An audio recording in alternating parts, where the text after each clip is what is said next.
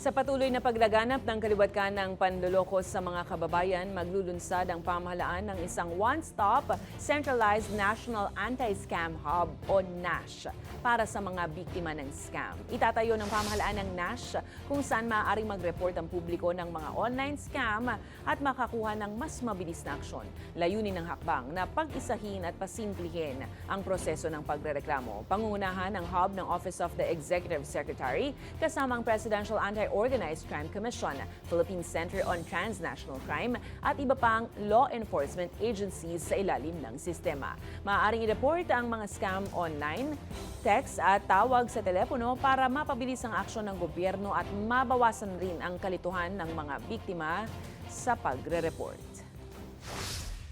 Yung lahat ng mga kababayan natin na nai-scam, isa lang ang pagsusumbungan. Tapos kami naman sa mga ahensya ng pamahalaan, kami na ang mag-uusap-usap po. Kasi right now, naguguluhan yung mga kababayan natin kasi ang dami nilang, hindi nila alam saan sila magsusumbong.